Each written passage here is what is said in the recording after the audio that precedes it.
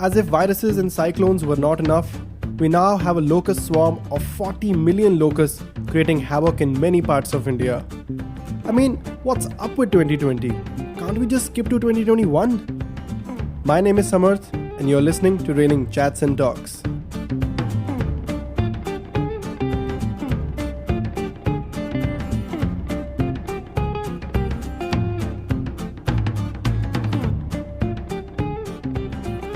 Welcome back to another episode of the RCT Pod.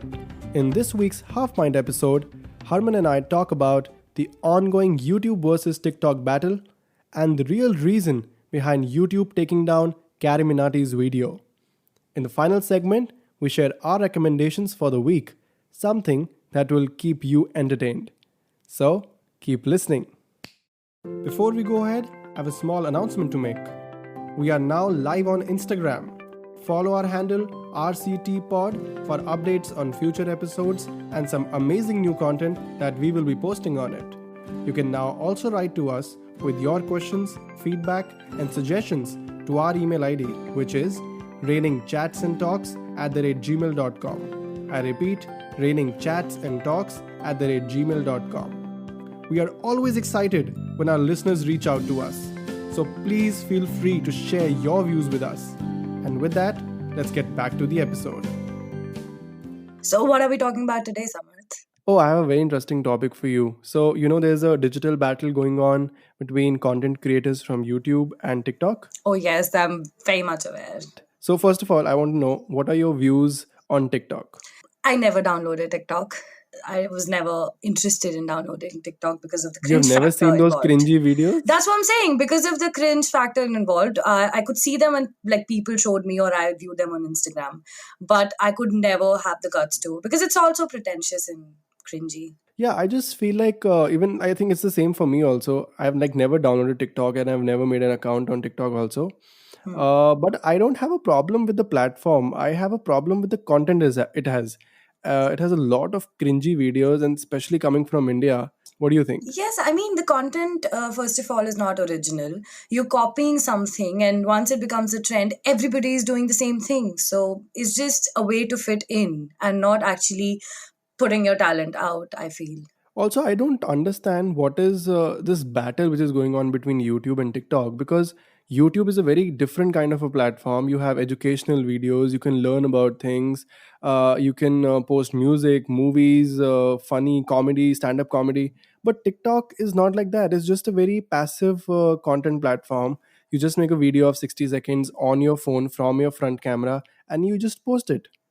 So I don't understand what's the battle about. On the contrary, Sami, I think I saw it coming since a very long time, because I could see the different kind of people who were involved. I never saw a single YouTuber actually making a TikTok video. Imagine. So it was already very divided. So this battle started with content creators from both the platforms when they started roasting each other, and the battle reached its pinnacle when Karim Ert, who's a very famous YouTuber and he's famous for his roast videos, he released its video called YouTube versus TikTok: The End. And in that video, he roasted Amir Siddiqui, who is a person who claims to be a TikTok influencer. So what do you think about that video? Did you see that video, by the way? Yes, but Samarth, I also think he did not, he might have intended to make it, but Amir Siddiqui actually provoked him a lot. And a lot of these people actually wanted him to make this one. I don't know, for attention or for whatever reason. But I didn't know who Amir Siddiqui was until Karim Ert made a video on him. So it gave him a lot of media attention. But at the same Right. time, a very negative one also. But I think this YouTube versus TikTok debate, this might seem like a masala news right now. But I think on the contrary, it's something that has a deeply rooted social and cultural context as well. Because if you see, content creators on both the platforms are roasting each other, and what they're saying is that most of the YouTubers say, and they pretend to be like TikTokers are the people coming from a lower strata of the society, Yeah. and they don't need so much equipment, they're not really rich, So I think it has started some sort of a class wars here.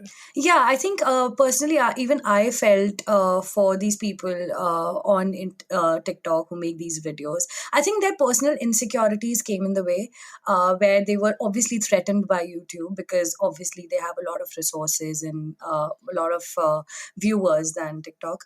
But at the same time, they wanted to make their presence felt. And but they've personally, I think they're very insecure because they know that they're lacking somehow. Exactly. Plus, since we just said like YouTube and TikTok are very two different platforms, and the content on both the platforms is very different.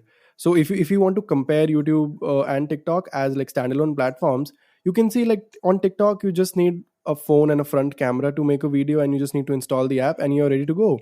But for YouTube, you need a lot of equipment, you need good content, you need to do a lot of hard work, and there's a lot of things that go behind the scenes also.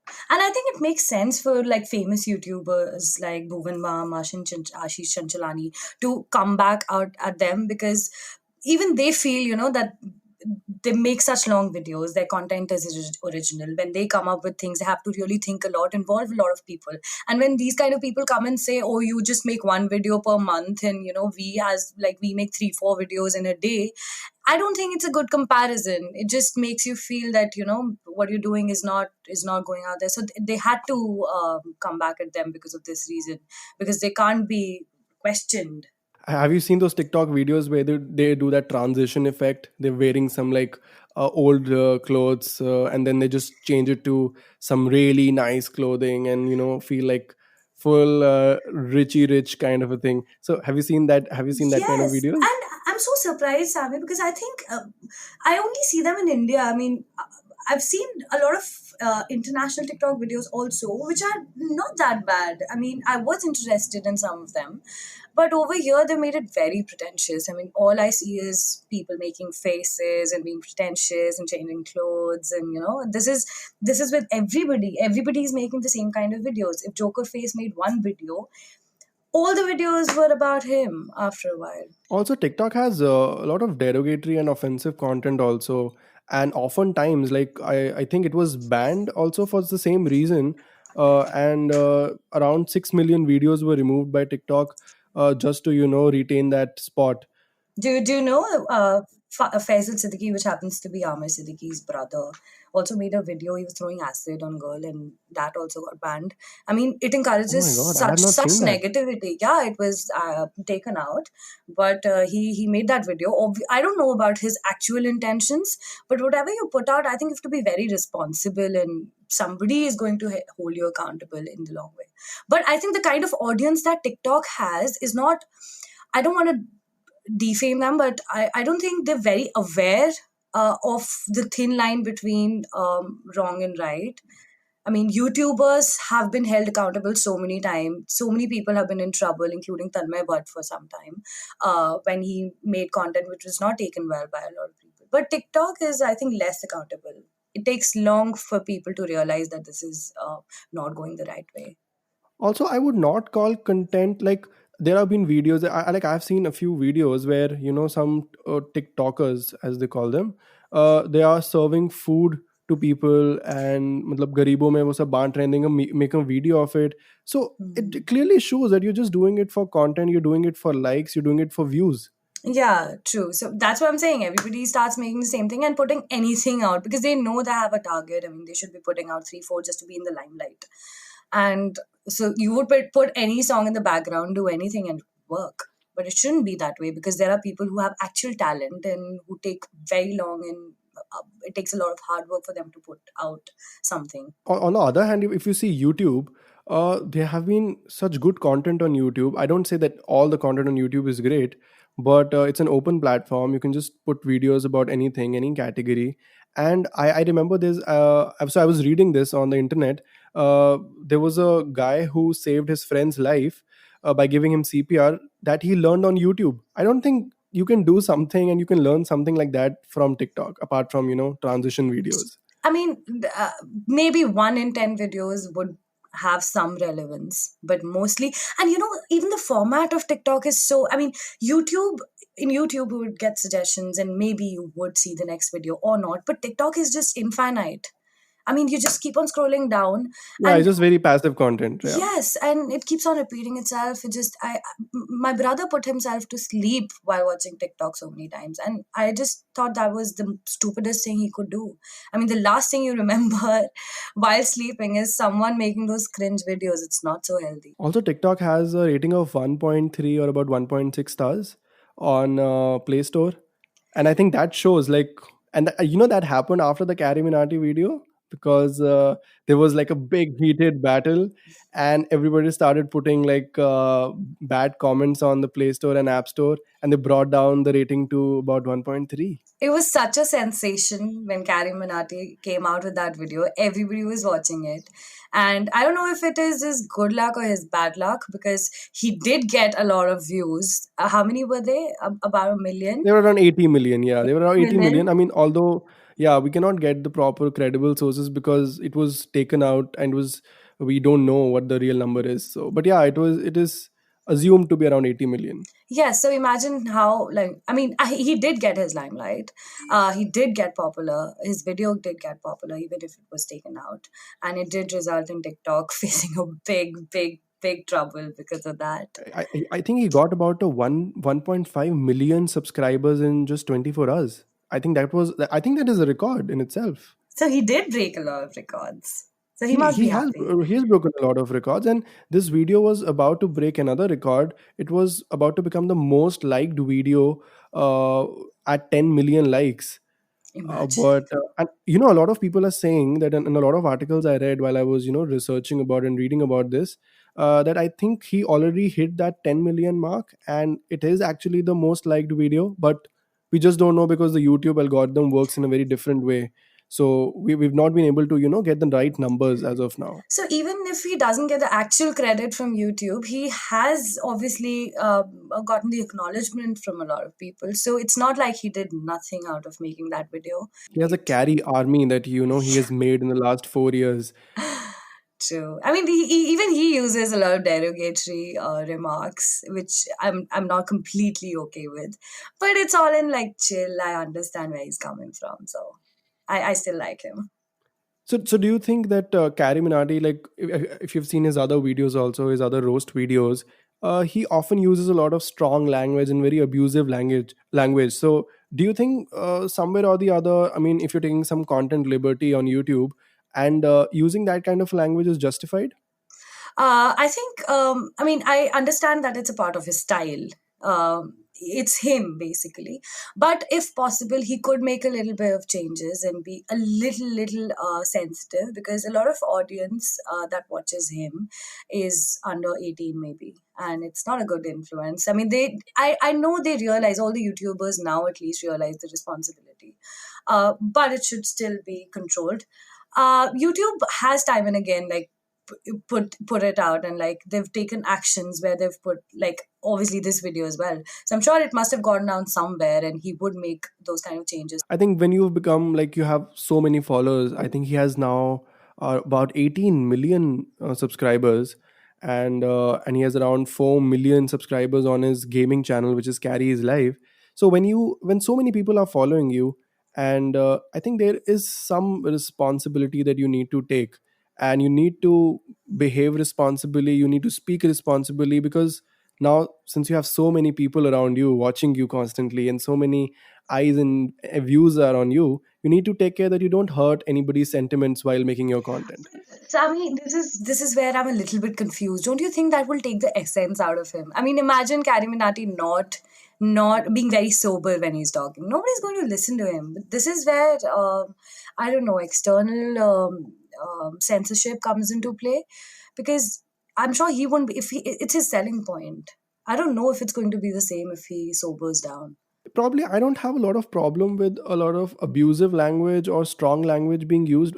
I mean, we have a lot of movies on and a lot of TV shows now on Netflix and Prime where we see a lot of strong language being used, Hmm. and our parents are watching it, our brothers and sisters are watching it. We don't have a problem with that. So I don't think the problem is with the strong language that he's using, but probably the way he's addressing to people or communities. I think he Yeah, should be a little more demeaning them. responsible. Yeah, he shouldn't sound very condescending when he's speaking, I think that is more important, not the language that he is using. I understand. Also, there has been a lot of intrigue which has been going on that, what triggered this takedown and why YouTube India has taken this video down. And after researching a lot, I came across a Economic Times article, and in which I read that, he called people as Meetha or Pari, like, he used these words. Oh, And there was one particular phrase which was mithai ki dukaan par lekar jaunga those 200 are, mein बिक जाएगा. those are big jayega, yeah. After that, he also released the video. Also, after his video was taken down, I think the next day he released a normal video with just, recorded from his front camera, where he asked people not to make assumptions about it, that probably because of this dialogue, and even he doesn't know, he's not got a proper written clarification on it from YouTube. But yeah, now I think we have some source which says, and this is from Economic Times. I don't know why Economic Times is writing articles about this, but yeah, they said that, Imagine. yeah, but they said that this phrase in the video is believed to have offended the LGBTQ plus community, and because it somehow is a little transphobic or homophobic, and there's some, I think. Okay, so yeah, the Instagram account, Yes We Exist, claimed credit for the video being taken down as well on their Instagram page. Oh, I didn't know about this. Yeah, and they said that they thank everyone, they thank YouTube India for taking this video down, and they reported it for being homophobic. I don't understand this angle, and how it could take this angle. The whole LGBTQ plus community could come. Personally, I don't think his intention was to hurt that community, or that remark was made in that sense. But Samar, this is how like sometimes things get normalized, and maybe today he's saying something which is slightly indicating offense to the LGBTQ plus community. But if they normalize it today, there might be something bigger than this. So I understand the stance the NGO had to take, and like activists in this case have to take, which makes sense. But also, some things have to be taken in a like fun way. And but again, if Carrie Minati would have been a little responsible, this might have been avoided, and we might have had the video by now. So these are like slight things which can never get normalized, especially in today's world where people are very sensitive about what gets out, because a lot of people watch it and actually get influenced. So, on final thoughts, Harman, what do you think about this YouTube versus TikTok, the class wars that is going on right now? Do you think this is the end of it, or do you think this is the beginning of it? I think this is the end of it, because TikTok people are still watching TikToks. It's not like people are not making TikToks anymore. But at the same time, it's given some people a little bit of closure. People have given their stance out. People have finally addressed the problem they have with TikTok, and people are talking about it. So a lot of people would get embarrassed and delete TikToks from the apps who are a little bit sensitive. But other people would still watch it if they like. Well, I have a very different thought on this, and I don't think this battle is going to die anytime soon, Oh. because Carrie Minati is coming back with another video called Yalgar, and he has released the teaser video, and he was trending on Twitter with Carrie Minati roast, and the video is called Yalgar, and I think it's gonna be out soon, by the time this podcast is out, or in the next few days, uh, and I'm really looking forward to it. Although I don't really watch Karim Nati videos so much, but I think I'm really looking forward to it. I want to know what he replies back to, the whole fiasco that has been there of putting the video, taking it down, and the whole rose that has gone into it. Because obviously it's a heated topic. Everybody would want to listen to it. Everybody would want to know what Carrie Minati is up to now that everything has happened and everything is sort of looking like it's died down, but it's not. That's the surprise. All right, let's move on to the final segment of the episode. What are you recommending this week to all our listeners? I'm sure a lot of people would have known about this book called Becoming Michelle, which is a self biography of Michelle Obama. Netflix has come out with a very special documentary on Michelle Obama's tour of the book. So it's called Becoming, and it's very inspirational for all the little girls and big girls who aspire, who dream about a very productive and successful life. It's very inspirational for them, and also for the boys and gentlemen who admire brave ladies like Michelle Obama. I have a very special recommendation today. It comes from 1989. It's not as serious as Michelle Obama's Becoming. It's a sitcom called Seinfeld. It's on Amazon Prime. There are all the 9 seasons on it, and you might feel a little, it feels a little dated sometimes. But I had finished watching Friends. I have already watched The Office, and I really wanted to have a sitcom in my list. I can always just tune back in for a 25-minute episode, and it just makes me feel really refreshing and happy. So Seinfeld it is. If you liked the episode, don't forget to subscribe or follow us wherever you are listening. You can also give us a nice rating, or probably just 5 stars, on Apple Podcasts. This is really important as it helps more people to discover us. We'll see you next time. Till then, take care and keep smiling.